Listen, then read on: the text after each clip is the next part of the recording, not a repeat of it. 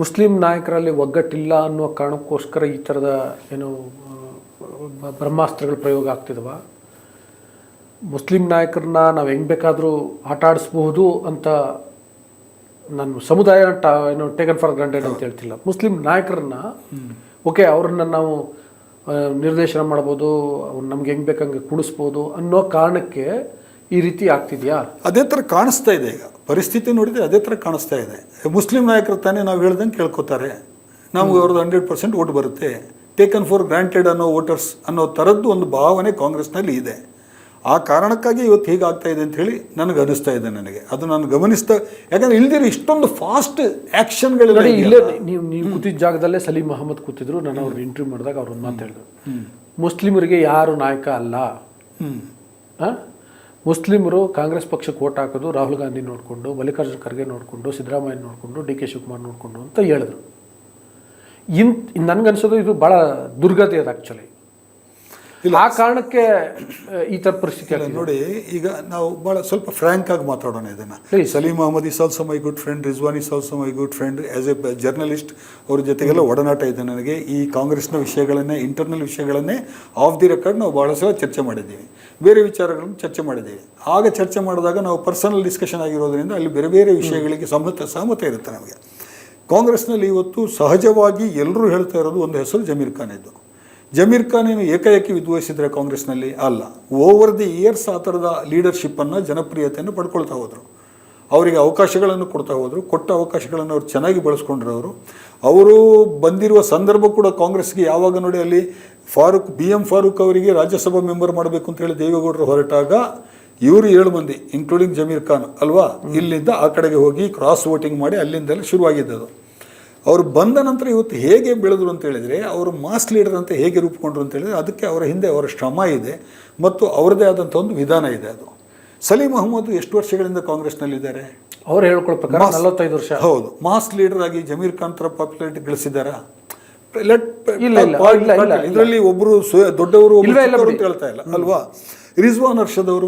ರಿಜ್ವಾನ್ ಅರ್ಷದ್ ಅವರು ಕೂಡ ಅಂಥ ದೊಡ್ಡ ಮಾಸ್ ಲೀಡರ್ ಅಂತ ಇವತ್ತೇನಾದರೂ ಇಮೇಜ್ ಏನಾದರೂ ಬಿಲ್ಡ್ ಆಗಿದೆಯಾ ಮುಸ್ಲಿಂ ಸಮುದಾಯದೊಳಗೆ? ಜಮೀರ್ ಖಾನ್ಗೆ ಯಾಕೆ ಆಯಿತು? ನಸೀರ್ ಅಹಮದ್ ಅವರು ವಹಿಸ್ತಾ ಇರುವಂಥ ರೋಲ್ ಬಹಳ ಮಂದಿ ಹೊರಗಡೆ ಗೊತ್ತಿಲ್ಲ. ಅವರು ಸಮುದಾಯ ಮತ್ತು ಪಕ್ಷದ ನಡುವಿನ ಬಹಳಷ್ಟು ಸಮಸ್ಯೆಗಳನ್ನು ಅವರು ಬಗೆಹರಿಸಿದ್ದಾರೆ ಒಳಗಡೆ ಕೂತ್ಕೊಂಡು. ನನಗೆ ಗೊತ್ತಿದೆ ಅದು.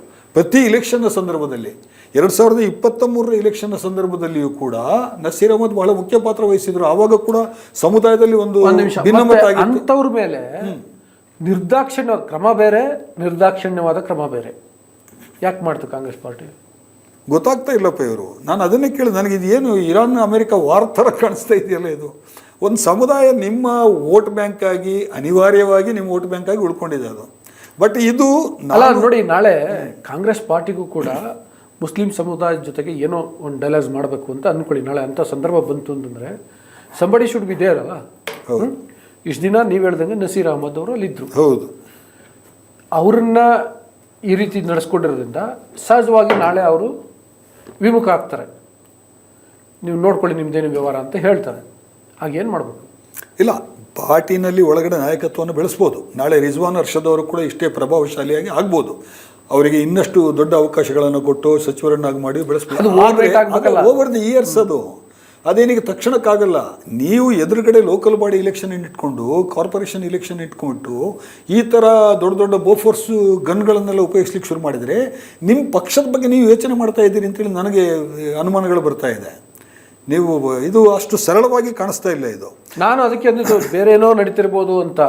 ಅದೇ ಇಂಡಿಪೆಂಡೆಂಟ್ ಒಬ್ಬ ಜರ್ನಲಿಸ್ಟ್ ಆಗಿ ನನಗೆ ಇನ್ನೂ ಒಂದು ಯೋಚನೆ ಇದೆ. ನಾನು ಆರಂಭದಿಂದ ಪ್ರತಿಯೊಂದು ರಾಜ್ಯದಲ್ಲೂ ಕೂಡ ಪರ್ಯಾಯ ಪಕ್ಷಗಳು ನಮ್ಮಂತೆ ಯೋಚನೆ ಮಾಡೋರಿಗೆ, ಸೆಕ್ಯುಲರ್ ಆದಂಥ ಒಂದು ಪೊಲಿಟಿಕ್ಸ್ ವಾತಾವರಣ ಇರಬೇಕು ಅಂತ ಹೇಳೋರಿಗೆ ಸಾಧ್ಯ ಆದಷ್ಟು ಹೆಚ್ಚು ಪರ್ಯಾಯ ಪಕ್ಷಗಳು ಇರಲಿ ಅಂತ ಹೇಳಿ ನಾವು ಬಯಸ್ತೀವಿ. ನಾವು ಅದು ಕಾಂಗ್ರೆಸ್ ವಿರುದ್ಧ ಅಂತ ಹೇಳಿ ಅಲ್ಲ. ನಾನು ಹಂಗೆ ಹೇಳಿದ ತಕ್ಷಣ ನಾನು ಕಾಂಗ್ರೆಸ್ಸನ್ನು ಮುಗಿಸ್ಲಿಕ್ಕೆ ಹೊರಟಿದ್ದೀನಿ ಅಂತ ಹೇಳಿ ಅಲ್ಲ. ನಾನು ಹಿಂದಿನ ಚುನಾವಣೆಯಲ್ಲೂ ಕೂಡ ನಾನು ಪಬ್ಲಿಕ್ ಫಂಕ್ಷನ್ನಲ್ಲಿ ಮಾತಾಡುವಾಗ, ಸೆಮಿನಾರ್ನಲ್ಲಿ ಮಾತಾಡುವಾಗ ಹೇಳಿದ್ದೀನಿ, ಮುಸ್ಲಿಮರಿಗೆ ನೀವು 224 ಕ್ಷೇತ್ರಗಳಲ್ಲೂ ಕಾಂಗ್ರೆಸ್ಸಿಗೆ ಏಕೆ ಓಟ್ ಹಾಕಬೇಕು? ಭಾಳ ಸಿಂಪಲ್ ಪ್ರಶ್ನೆ ನಾನು ಅವಾಗ ಕೇಳಿದ್ದು. ನಾನು ಈಗಲೂ ಕೇಳ್ತಾ ಇದ್ದೀನಿ ನಾನು. ಆಯ್ತಪ್ಪ, ನಿಮಗೆ ಕಾಂಗ್ರೆಸ್ ನಿಮಗೆ ಭಾಳ ಮುಖ್ಯವಾದಂಥ ಪಕ್ಷ, ನಿಮಗೆ ಭಾಳಷ್ಟು ಉಪಕಾರಗಳನ್ನು ಮಾಡಿದೆ, ಇಲ್ಲ ಅದು ಇದ್ದಿದ್ರಲ್ಲಿ ಪರವಾಗಿಲ್ಲ, ಅದು ಒಳ್ಳೆಯದು ಅಂತೇಳಿ ಆಪ್ಷನ್ ಇದೆ ಅಂಥೇಳಿ ಆದರೆ ಹಾಕಿ. ಒಂದು 150 ಕ್ಷೇತ್ರಗಳಲ್ಲೋ 160 ಕ್ಷೇತ್ರಗಳಲ್ಲೋ ಹಾಕಿ ಅಲ್ವಾ. ಉಳಿದ ಕ್ಷೇತ್ರಗಳಲ್ಲಿ ಒಳ್ಳೆಯ ಇಂಡಿಪೆಂಡೆಂಟ್ ಕ್ಯಾಂಡಿಡೇಟ್ಗಳು ಸಿಗ್ತಾರೆ. ಕಮ್ಯುನಿಸ್ಟ್ ಪಾರ್ಟಿನಲ್ಲಿ ಒಳ್ಳೆ ಕ್ಯಾಂಡಿಡೇಟ್ ಸಿಗುತ್ತೆ. ಬಾಗೇಪಲ್ಲಿನಲ್ಲಿ ಡಾಕ್ಟರ್ ಅನಿಲ್ ಅಂತ one of the finest candidate ನನ್ನ ಪ್ರಕಾರ ಅವತ್ತು. ಮುಸ್ಲಿಮರು ಮನಸ್ಸು ಮಾಡಿದರೆ ಅವ್ರು ಎಮ್ ಎಲ್ ಆಗ್ತಾ ಇದ್ರು. ಅವ್ರ ಕಮ್ಯುನಿಟಿಯನ್ನು ಭಾಳ ಇದು ಮಾಡಿದ್ರು, ಅಪ್ರೋಚ್ ಮಾಡಿದ್ರು ಅವರು. ಇಲ್ಲಪ್ಪ ನಾವು ಕಾಂಗ್ರೆಸ್ ಅಂತ ಹೇಳ್ಬಿಟ್ಟು ಎಲ್ಲರೂ ಕಾಂಗ್ರೆಸ್ಸಿಗೆ ಹಾಕಿದರು. ಇಂಥ ಅವಕಾಶಗಳನ್ನು ಬಳಸ್ಕೋಬೇಕು ನಾವು.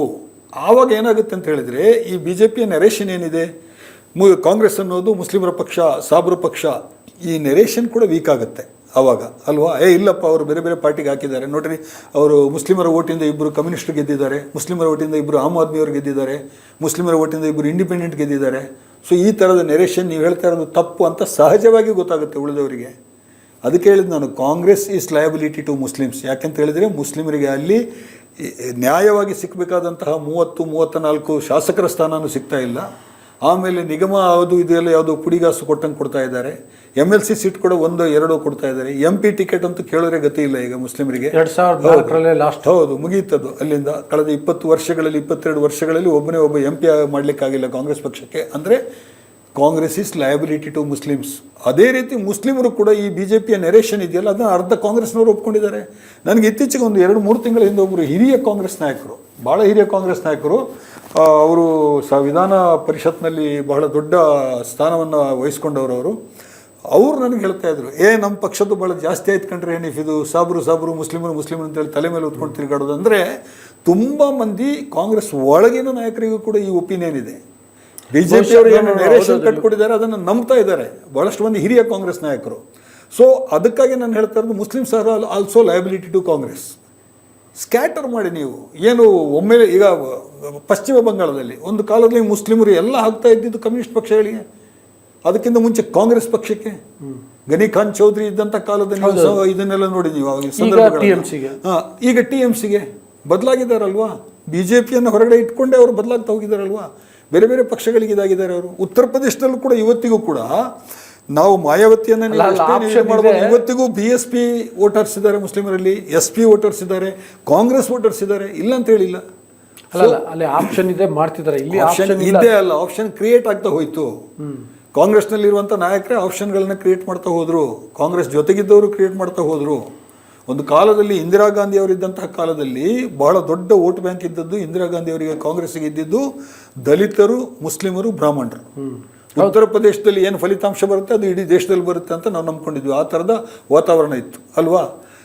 ಮಂಡಲ್ ಕಮಿಷನ್ ಇದು ಬಂತು, ಕಾಲಘಟ್ಟ ಬಂತು, ಆಗೆಲ್ಲ ಈ OBC ಓಟ್ಗಳೆಲ್ಲ ಡಿವೈಡ್ ಆಯ್ತು, ಹೊಸ ಪಕ್ಷಗಳು ಉಟ್ಕೊಂಡ್ವಿ. ಲಾಲು ಪ್ರಸಾದ್ ಯಾದವ್ ಇರ್ಬೋದು, ಮುಲಾಯಂ ಸಿಂಗ್ ಯಾದವ್ ಇರ್ಬೋದು, ಪ್ರತಿಯೊಬ್ಬರು ಕೂಡ ಹೊರಗಡೆ ಹೋದರು. ಕಾಂಗ್ರೆಸ್ ಇದ್ದು ವೋಟ್ ಬ್ಯಾಂಕ್ ವೀಕ್ ಆಗ್ತಾ ಬಂತು. ಮಾಯಾವತಿ ಬಂದರು, ದಲಿತ ವೋಟ್ ಬ್ಯಾಂಕ್ ಕಿತ್ಕೊಂಡು ಹೋಯ್ತು ಕಾಂಗ್ರೆಸ್ ಇದ್ದು.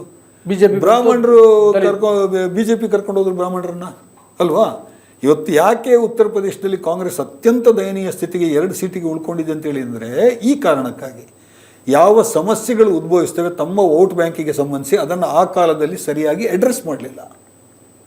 ವೈರಿಗಳ ಥರ ನೀವು ನೋಡಿದರೆ ನಿಮ್ಮ ಪಕ್ಷವನ್ನೇ ವರ್ಷಾನುಗಟ್ಟಲೆ ಬೆಳೆಸಿದವರು, ನಿಮ್ಮ ಪಕ್ಷಕ್ಕೆ ಓಟನ್ನು ತಗೊಂಬಂದವರು ಸಮುದಾಯ. ಅದನ್ನೇ ಹೇಳಿದ ನಾನು, 2023ರಲ್ಲಿ ಮುಸ್ಲಿಂ ಸಮುದಾಯದಲ್ಲಿ ಈ ಯೋಚನೆ ಶುರುವಾಗಿತ್ತು. ಆವಾಗ ಇದೇ ನಸೀರ್ ಅಹಮದ್ ಅವರು ಯಾರನ್ನೆಲ್ಲ ಮೀಟ್ ಆಗಿದ್ದಾರೆ, ಯಾವ ಥರ ಕಮ್ಯುನಿಟಿ ಒಳಗೆ ಮೀಟಿಂಗ್ ಮಾಡಿದ್ದಾರೆ ನನಗೆ ಗೊತ್ತಿಲ್ಲ. ನಾನು ಹತ್ತಿರದಿಂದ ನೋಡಿದ್ದೀನಿ. ನಾನು ಅದು ಅಷ್ಟು ನಿಷ್ಠಾವಂತ ಒಬ್ಬ ನಾಯಕನನ್ನು ನೀವು ಸಡನ್ನಾಗಿ ಇಲ್ಲಪ್ಪ ಶಿಸ್ತು ಕ್ರಮ ಇದಕ್ಕಿಂತ ಮುಂಚೆ ಎಷ್ಟು ಕೈಗೊಂಡಿದ್ದೀರಿ ನೀವು? ನಾವು ಮೊನ್ನೆನೂ ಮಾತಾಡುವಾಗ ಉದಾಹರಣೆಗಳನ್ನು ಲೆಕ್ಕ ಹಾಕ್ತಾ ಹೋದ್ವಿ. ಯಾರ್ಯಾರ ವಿರುದ್ಧ ಶಿಸ್ತು ಕ್ರಮ ಕೈಗೊಳ್ಳಬೇಕಾಗಿತ್ತು, ಯಾಕೆ ಕೈಗೊಳ್ಳಿಲ್ಲ ಅನ್ನುವಂಥದ್ದು. ಅರ್ಧ ಕಾಂಗ್ರೆಸ್ ಖಾಲಿ. ಹೌದು, ಅರ್ಧ ಕಾಂಗ್ರೆಸ್ ಖಾಲಿ ಆಗ್ತಾ ಇತ್ತು. ನೀವು ಈಗ ಮಾತ್ರ ಹಾಕಿದ್ದು ಇಷ್ಟು ಅರ್ಜೆನ್ಸಿ ಒಂದು ಇದಾಗಿದೆ. ಈಗ ಯುದ್ಧದ ಮಾದರಿಯ ವಾತಾವರಣ ಕ್ರಿಯೇಟ್ ಮಾಡ್ತಾ ಇದ್ದಾರೆ ನಾಯಕರು. ಯೋಚನೆ ಮಾಡಬೇಕು ಅವರು. ನಾನು ಕಾಂಗ್ರೆಸ್ಸಿಗೆ ವಿರುದ್ಧ ಅಲ್ಲ, ನಾನು ಇದ್ದಿದ್ರಲ್ಲಿ ಕಾಂಗ್ರೆಸ್ಸೇ ವಾಸಿ. ಮುಸ್ಲಿಮರಿಗೂ ಹೌದು, ಬ್ಯಾಕ್ವರ್ಡ್ ಕ್ಲಾಸ್ನವರಿಗೂ ಕೂಡ ಹೌದು, ದಲಿತರಿಗೂ ಕೂಡ ಹೌದು. ಆದರೆ ಇದು ಒಂದು ಕಡೆಯಿಂದ ನೋಡಿ ಸರ್ಕಾರದ ಆಡಳಿತದ ಬಗ್ಗೆ ಅಪಸ್ವರಗಳೆಲ್ಲ ಬರ್ತಾ ಇದೆ. ನೀವು ಗ್ಯಾರಂಟಿ ಸ್ಕೀಮ್ ಬಿಟ್ಟರೆ ಇನ್ನೇನು ಮಾತಾಡ್ತಾ ಇಲ್ಲ. ನೀವು ಯಾವ ಥರ ನೀವು ಬೇರೆ ಥರದ ಅಭಿವೃದ್ಧಿ ಅದು ಒಂದು ಕಡೆಯಿಂದ. ಇನ್ನೊಂದು ಕಡೆಯಿಂದ ನನಗೆ ಅನಿಸ್ತದೆ, ಒಬ್ಬ ಇಂಡಿಪೆಂಡೆಂಟ್ ಪತ್ರಕರ್ತನಾಗಿ ಈಗ ಏನು ಈ ಡೆವಲಪ್ಮೆಂಟ್ ನಡೀತಾ ಇದೆಯಲ್ಲ, ಇದು ಇಬ್ಬರಿಗೂ ಒಳ್ಳೆಯದು ಅಂತ ಅನಿಸ್ತಾ ಇದೆ. ಕಾಂಗ್ರೆಸ್ ಪಕ್ಷಕ್ಕೂ ಒಳ್ಳೆಯದು, ಮುಸ್ಲಿಮರಿಗೂ ಒಳ್ಳೆಯದು ಅಂತ ಅನಿಸ್ತಾ ಇದೆ. ನೀವು ಹೇಗೆ ಅಂತ ಕೇಳ್ಬೋದು. ಕಾಂಗ್ರೆಸ್ ಪಕ್ಷಕ್ಕೆ ಈ BJPಯ ನೆರೇಷನ್ನ ಒಂದು ಭಯ ಇದೆಯಲ್ಲ, ಮುಸ್ಲಿಮರ ಪಾರ್ಟಿ ಅಂತ, ಅದರಿಂದ ಹೊರಗೆ ಬರಲಿಕ್ಕಾಗುತ್ತೆ. ಈಗ ಮುಸ್ಲಿಂ ನಾಯಕರಿಗೂ ಕೂಡ ಪರ್ಯಾಯಗಳನ್ನು ಹುಡ್ಕೊಳ್ಳಿಕ್ಕೆ ಅವಕಾಶ ಆಗುತ್ತೆ. ನಮ್ಮ ಕಾರ್ಯಕ್ರಮಗಳನ್ನ ನೀವು ನೋಡ್ತಾ ಇದ್ರೆ ನಮ್ಮ ಚಾನೆಲ್ ಅನ್ನ ಸಬ್ಸ್ಕ್ರೈಬ್ ಮಾಡಿ, ಪಕ್ಕದ ಬೆಲ್ ಐಕಾನ್ ಒತ್ತಿ ನಮ್ಮನ್ನ ಬೆಂಬಲಿಸಿ. ಹಾಗೆ ನಮ್ಮ ಕಾರ್ಯಕ್ರಮಗಳನ್ನ ಲೈಕ್ ಮಾಡಿ, ಕಮೆಂಟ್ ಮಾಡಿ, ಅದನ್ನ ಬೇರೆಯವರಿಗೂ ವಾಟ್ಸ್ಆಪ್ ಮೂಲಕ ಶೇರ್ ಮಾಡಿ. ನೀವು ಹೀಗೆ ಮಾಡಿದಾಗ ನಮ್ಮ ಚಾನೆಲ್ ಇನ್ನಷ್ಟು ಮತ್ತಷ್ಟು ಜನರಿಗೆ ತಲುಪಲು ನೀವು ನಮ್ಮೊಂದಿಗೆ ಸಹಕರಿಸಿದ ಹಾಗಾಗುತ್ತೆ. ಇದು ನೀವು ಯಾವುದೇ ಖರ್ಚಿಲ್ಲದೆ ಕೆಲವೇ ಸೆಕೆಂಡುಗಳಲ್ಲಿ ನೀಡಬಹುದಾದ ಸಹಕಾರ. ಧನ್ಯವಾದಗಳು.